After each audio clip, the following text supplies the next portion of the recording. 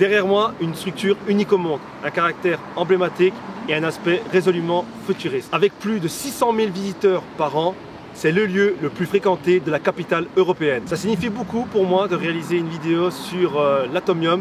Je remercie grandement les personnes en charge de m'avoir invité, dont plus particulièrement la personne avec qui j'ai eu contact qui était très professionnelle. En plus de sa valeur patrimoniale, l'Atomium est également un lieu de culture. Plus de la moitié du parcours est dédié à des expositions qui tournent autour de la Belgique et des arts numériques. L'Atomium, construite à l'occasion de l'exposition universelle de 1958, représente un cristal de fer agrandi 165 milliards de fois. L'édifice est composé de 9 atomes et son nom provient des mots atome et aluminium. Sur les 9 sphères, 5 sont accessibles au public. Il y a 3 sphères techniques et une réservé aux événements et donc pas ouvert au public. D'ailleurs, pour revenir vite fait sur les parcours, il se divise en 2 temps, à savoir d'abord le panorama et ensuite les expositions.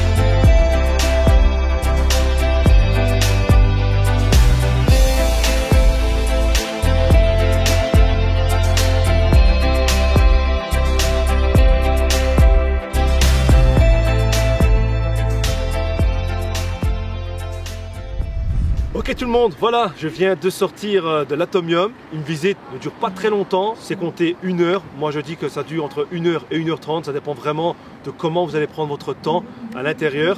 Après, il faut savoir que moi je suis arrivé à l'heure d'ouverture, il n'y avait pas non plus trop de monde, il y avait du monde mais ça allait encore.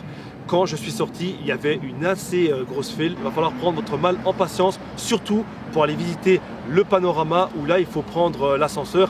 Et l'ascenseur ne peut pas contenir énormément de personnes, donc il faut faire bien évidemment la file. Après, pour ce qui est des expositions, c'est un libre circuit. On en apprend beaucoup, bien évidemment, sur l'Atomium. J'ai envie de dire, c'est un peu le but. Après, ce qui en met plein la vue, sans mauvais jeu de mots, c'est bien évidemment le panorama. On est tout au-dessus de l'Atomium et on peut voir Bruxelles à 360 degrés. Et c'est vraiment assez impressionnant, surtout l'ascenseur qui monte à une rapidité affolante. Si vous souhaitez vous restaurer, il y a 2 façons. Soit à la terrasse qui est en dehors de l'Atomium, mais au pied de l'Atomium, où les prix sont assez corrects. Et si vous voulez vraiment monter d'une gamme, j'ai envie de dire, il y a dans le tout dernier étage, juste au-dessus du panorama, un restaurant qui est accessible. Au niveau du tarif, il faut savoir que vous payez pour la visite de l'Atomium, mais également pour le musée qui est juste à côté, à 150 mètres, à savoir le Design Museum Brussels. Maintenant, si vous voulez bien, je vous rejoins juste à côté au musée.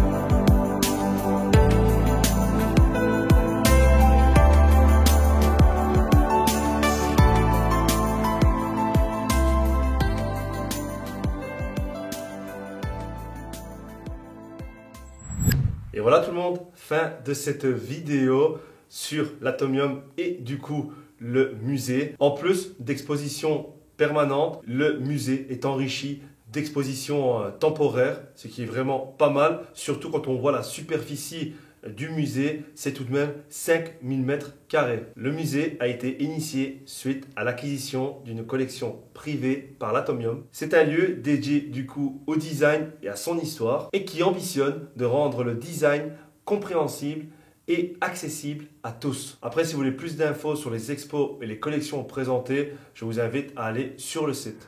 Sur ce, pour moi, c'en est terminé. C'est vraiment un objectif qui est réalisé d'avoir visité et d'avoir fait en vidéo l'Atomium. Sur ce, je vous dis à la prochaine pour d'autres vidéos. Salut tout le monde!